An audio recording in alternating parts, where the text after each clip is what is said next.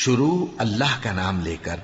جو بڑا مہربان نہایت رحم والا ہے۔ سب تعریف اللہ ہی کو ہے جس نے اپنے محبوب بندے محمد صلی اللہ علیہ وآلہ وسلم پر یہ کتاب نازل کی اور اس میں کسی طرح کی کجی اور پیچیدگی نہ رکھی، بلکہ سیدھی اور سلیس اتاری تاکہ لوگوں کو عذاب سخت سے جو اس کی طرف سے آنے والا ہے ڈرائے، اور مومنوں کو جو نیک عمل کرتے ہیں خوشخبری سنائے کہ ان کے لیے ان کے کاموں کا نیک بدلہ یعنی بہشت ہے جس میں وہ ہمیشہ رہیں گے، اور ان لوگوں کو بھی ڈرائے جو کہتے ہیں کہ اللہ نے کسی کو بیٹا بنا لیا ہے۔ ان کو اس بات کا کچھ بھی علم نہیں اور نہ ان کے باپ دادا ہی کو تھا۔ یہ بڑی سخت بات ہے جو ان کے منہ سے نکلتی ہے، اور کچھ شک نہیں کہ یہ جو کچھ کہتے ہیں محض جھوٹ ہے۔ اے پیغمبر، اگر یہ اس کلام پر ایمان نہ لائیں تو شاید تم ان کے پیچھے رنج کر کر کے اپنے تئیں ہلاک کر دو گے۔ جو چیز زمین پر ہے ہم نے اس کو زمین کے لیے زینت بنایا ہے تاکہ لوگوں کی آزمائش کریں کہ ان میں کون اچھے عمل کرنے والا ہے، اور جو چیز زمین پر ہے ہم اس کو نابود کر کے بنجر میدان کر دیں گے۔ کیا تم خیال کرتے ہو کہ غار اور لوح والے ہماری نشانیوں میں سے عجیب تھے؟ جب وہ نوجوان غار میں جا رہے تو کہنے لگے کہ اے ہمارے پروردگار، ہم پر اپنے ہاں سے رحمت نازل فرما اور ہمارے کام میں درستی کے سامان مہیا کر۔ تو ہم نے غار میں کئی سال تک ان کے کانوں پر نیند کا پردہ ڈالے رکھا، یعنی ان کو سلائے رکھا، پھر ان کو جگا اٹھایا تاکہ معلوم کریں کہ جتنی مدت وہ غار میں رہے دونوں جماعتوں میں سے اس کی مقدار کس کو خوب یاد ہے۔ ہم ان کے حالات تم سے صحیح صحیح بیان کرتے ہیں۔ وہ کئی نوجوان تھے جو اپنے پروردگار پر ایمان لائے تھے، اور ہم نے ان کو اور زیادہ ہدایت دی تھی، اور ان کے دلوں کو مربوط یعنی مضبوط کر دیا۔ جب وہ اٹھ کھڑے ہوئے تو کہنے لگے کہ ہمارا پروردگار آسمانوں اور زمین کا مالک ہے، ہم اس کے سوا کسی کو معبود سمجھ کر نہ پکاریں گے۔ اگر ایسا کیا تو اس وقت ہم نے بے عقلی کی بات کی۔ ان ہماری قوم کے لوگوں نے اس کے سوا اور معبود بنا رکھے ہیں، بھلا یہ ان کے معبود ہونے پر کوئی کھلی دلیل کیوں نہیں لاتے؟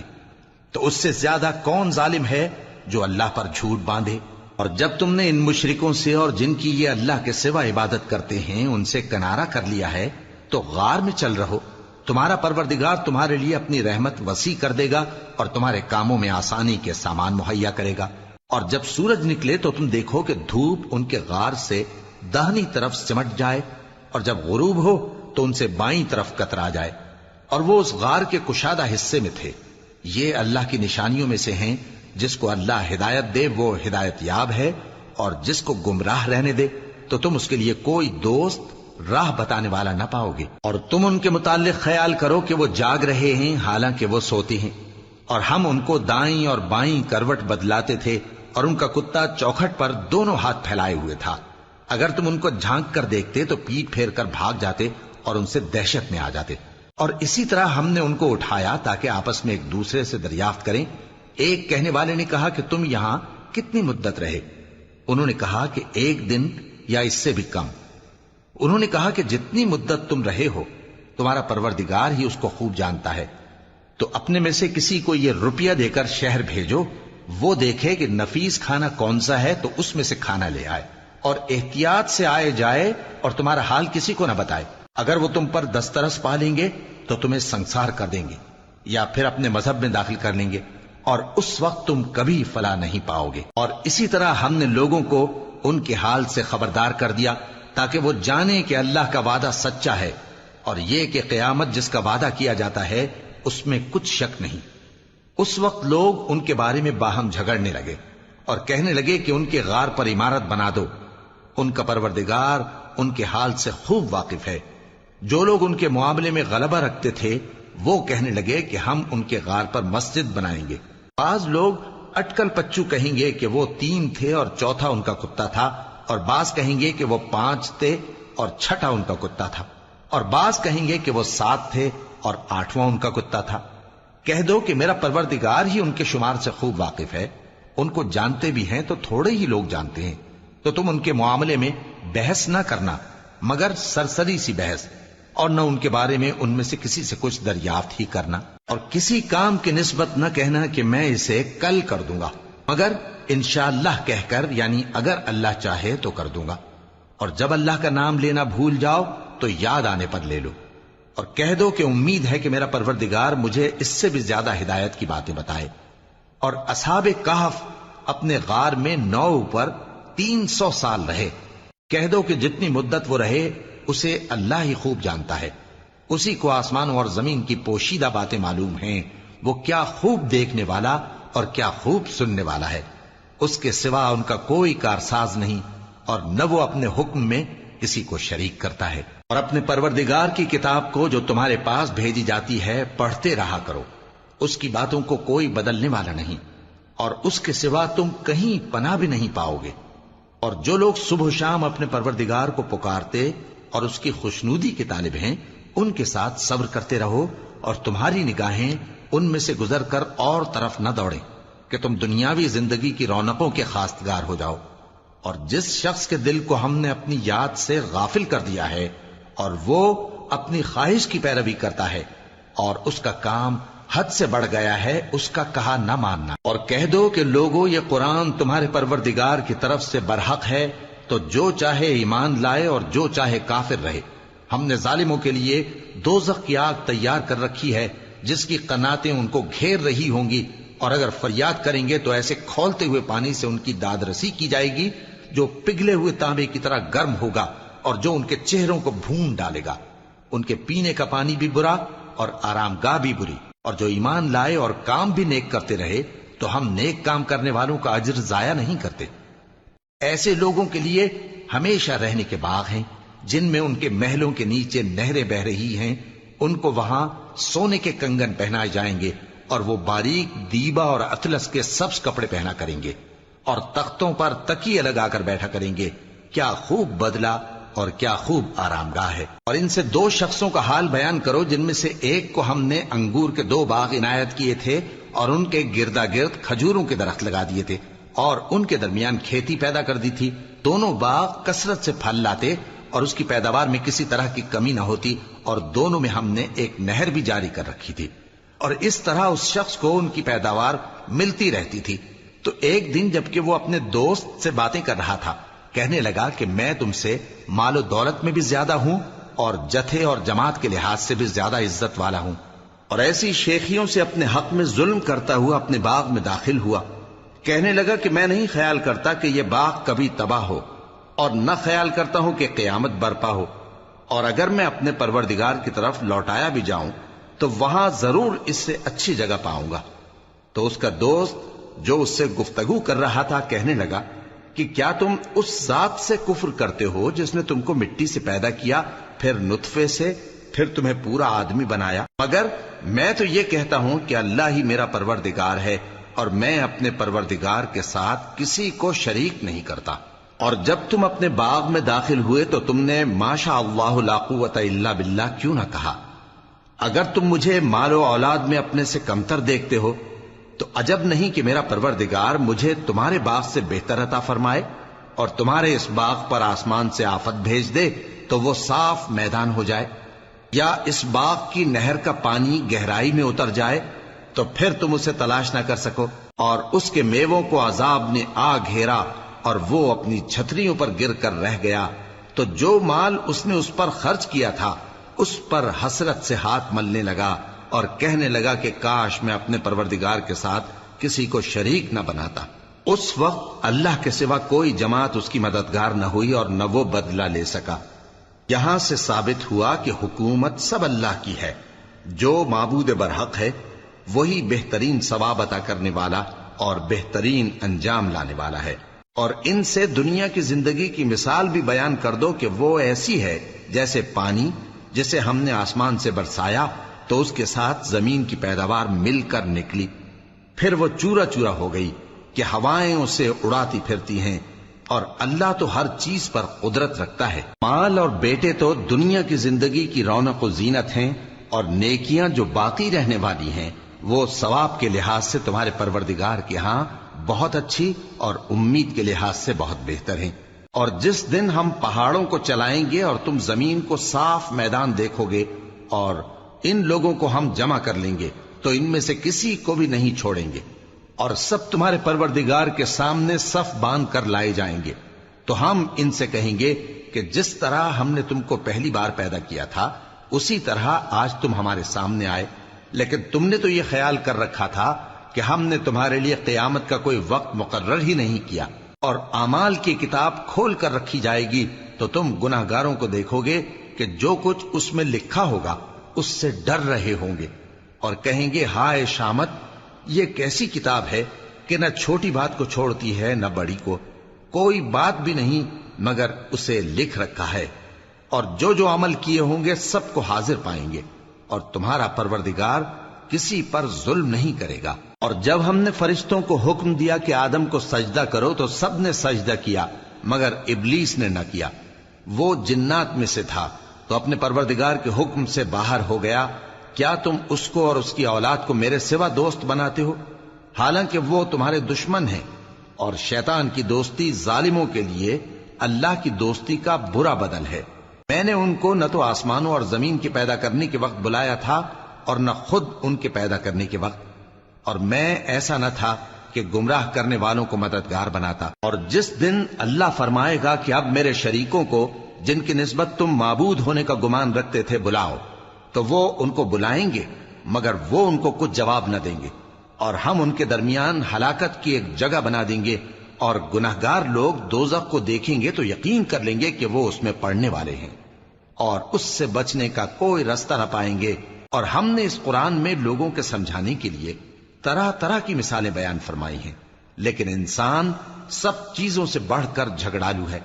اور لوگوں کے پاس جب ہدایت آ گئی تو ان کو کس چیز نے منع کیا کہ ایمان لائیں اور اپنے پروردگار سے بخشش مانگیں، بجز اس کے کہ اس بات کے منتظر ہوں کہ انہیں بھی پہلوں کا سا معاملہ پیش آئے یا ان پر عذاب سامنے سے آ جائے۔ اور ہم جو پیغمبروں کو بھیجا کرتے ہیں تو صرف اس لیے کہ لوگوں کو اللہ کی نعمتوں کی خوشخبریاں سنائیں اور عذاب سے ڈرائیں،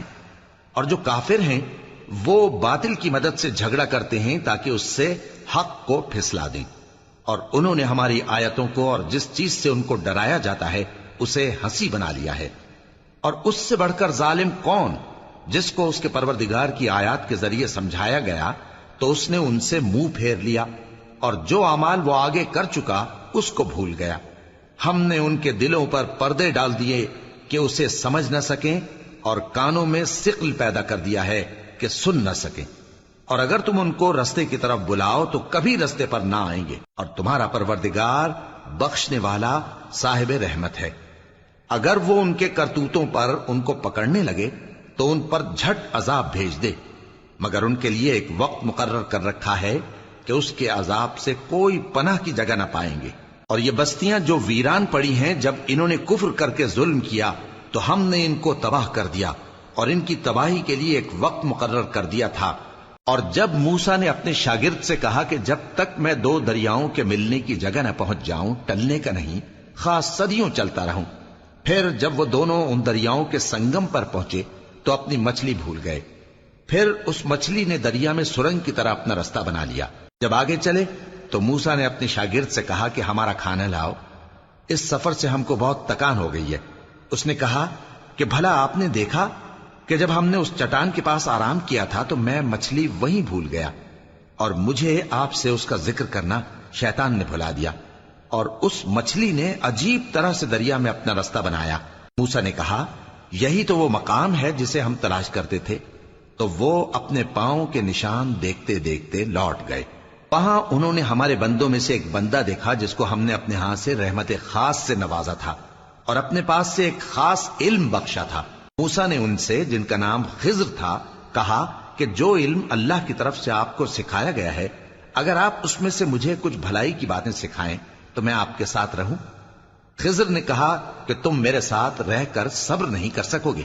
اور جس بات کی تمہیں خبر ہی نہیں اس پر صبر کر بھی کیسے سکتے ہو؟ موسیٰ نے کہا اللہ نے چاہا تو آپ مجھے صابر پائیے گا، اور میں آپ کے ارشاد کے خلاف نہیں کروں گا۔ خضر نے کہا اگر تم میرے ساتھ رہنا چاہو تو شرط یہ ہے مجھ سے کوئی بات نہ پوچھنا جب تک میں خود اس کا ذکر تم سے نہ کروں۔ تو دونوں چل پڑے، یہاں تک کہ جب کشتی میں سوار ہوئے تو خضر نے کشتی کو پھاڑ ڈالا۔ موسیٰ نے کہا کیا آپ نے اس کو اس لیے پھاڑا ہے کہ سواروں کو غرق کر دی؟ یہ تو آپ نے بڑی عجیب بات کی۔ خضر نے کہا کیا میں نے نہیں کہا تھا کہ تم میرے ساتھ صبر نہ کر سکو گے؟ موسیٰ نے کہا کہ جو بھول مجھ سے ہوئی اس پر مواخذہ نہ کیجیے اور میرے معاملے میں مجھ پر مشکل نہ ڈالیے۔ پھر دونوں چلے، یہاں تک کہ رستے میں ایک لڑکا ملا تو خضر نے اسے مار ڈالا۔ موسیٰ نے کہا کہ آپ نے ایک بے گناہ شخص کو ناحق بغیر قصاص کے مار ڈالا، یہ تو آپ نے بری بات کی۔ خضر نے کہا کیا میں نے نہیں کہا تھا کہ تم سے میرے ساتھ صبر نہیں ہو سکے گا؟ انہوں نے کہا کہ اگر میں اس کے بعد پھر کوئی بات پوچھوں یعنی اعتراض کروں تو مجھے اپنے ساتھ نہ رکھیے گا کہ آپ میری طرف سے عذر کے قبول کرنے میں حد کو پہنچ گئے ہیں۔ پھر دونوں چلے، یہاں تک کہ گاؤں والوں کے پاس پہنچے اور ان سے کھانا طلب کیا۔ انہوں نے ان کی ضیافت کرنے سے انکار کیا۔ پھر انہوں نے وہاں ایک دیوار دیکھی جو گرا چاہتی تھی تو خضر نے اس کو سیدھا کر دیا۔ موسیٰ نے کہا کہ اگر آپ چاہتے تو ان سے اس کا معاوضہ لے لیتے تاکہ کھانے کا کام چلتا۔ خضر نے کہا کہ اب مجھ میں اور تم میں علیحدگی، مگر جن باتوں پر تم صبر نہ کر سکے میں ان کا تمہیں بھید بتائے دیتا ہوں کہ وہ جو کشتی تھی غریب لوگوں کی تھی جو دریا میں محنت کر کے یعنی کشتیاں چلا کر گزارا کرتے تھے، اور ان کے سامنے کی طرف ایک بادشاہ تھا جو ہر اچھی کشتی کو زبردستی چھین لیتا تھا، تو میں نے چاہا کہ اسے عیبدار کر دوں تاکہ وہ اسے غصب نہ کر سکے۔ اور وہ جو لڑکا تھا اس کے ماں باپ دونوں مومن تھے، ہمیں اندیشہ ہوا کہ وہ بڑا ہو کر بد کردار ہوگا تو کہیں ان کو سرکشی اور کفر میں نہ پھنسا دے،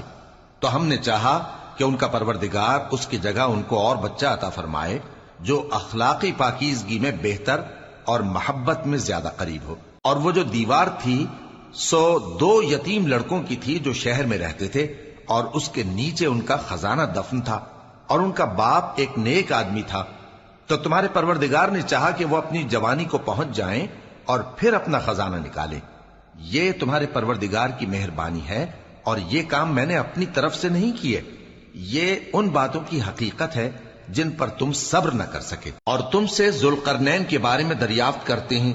کہہ دو کہ میں اس کا کسی قدر حال تمہیں پڑھ کر سناتا ہوں۔ ہم نے اس کو زمین میں بڑا اقتدار دیا تھا اور ہر طرح کا سامان اس کو عطا کیا تھا، تو اس نے ایک سفر کا سامان کیا، یہاں تک کہ جب سورج کے غروب ہونے کی جگہ پہنچا تو اسے ایسا پایا کہ ایک کیچڑ والے چشمے میں ڈوب رہا ہے، اور اس چشمے کے پاس ایک قوم دیکھی۔ ہم نے کہا ذوالقرنین تم ان کو خواہ تکلیف دو خواہ ان کے بارے میں بھلائی اختیار کرو، دونوں باتوں کی تم کو قدرت ہے۔ ذوالقرنین نے کہا کہ جو کفر و بد کرداری سے ظلم کرے گا اسے ہم سزا دیں گے،